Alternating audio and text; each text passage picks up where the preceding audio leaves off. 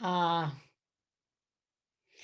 the heady high school years of hormone production, the pull of love, the days of sneaked kisses.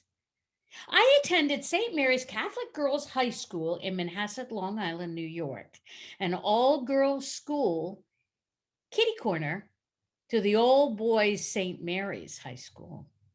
While the boys and girls had no classes together, there was some mingling, mostly around sports, especially boys basketball. Our high school social life swirled around these must attend games. The social pecking order was clear: players, then cheerleaders, both the girls' squad and the boy boosters.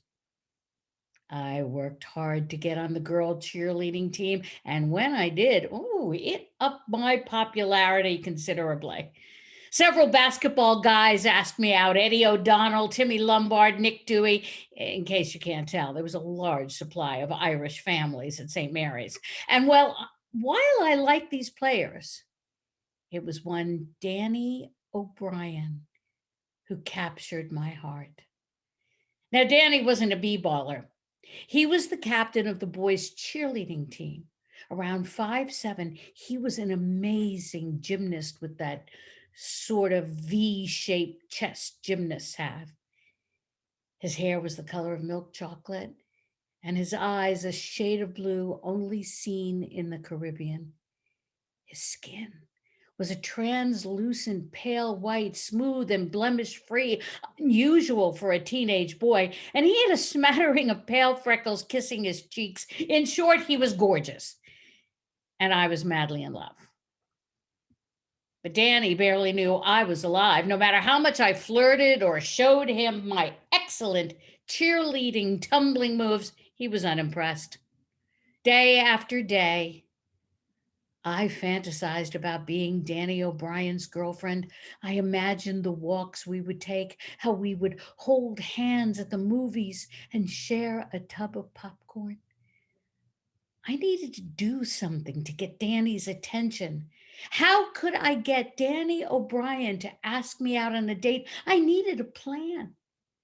I got a 3x5 index box and carefully filled it with blank cards and dividers.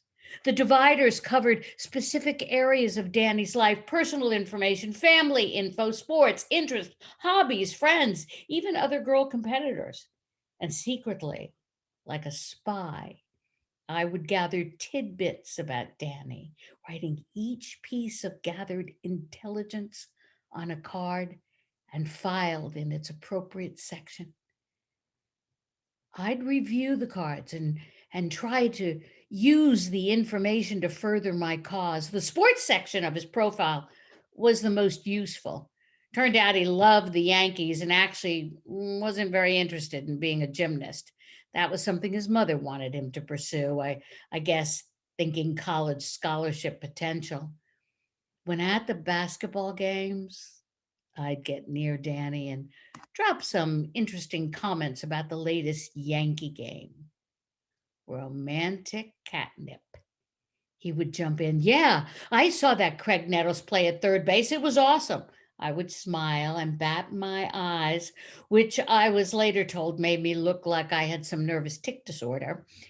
And Danny would then turn away. But over time, Danny, my love, my Irish poet, began to notice me. And then one day it happened. Hey, Joe, want to grab a bite and see a movie this weekend? At last, all my hard work had paid off. The day of my date, I carefully ironed my shoulder length hair. Yeah, I ironed my fucking hair. Always wavy, ironing my hair was the only way to get that pin straight look.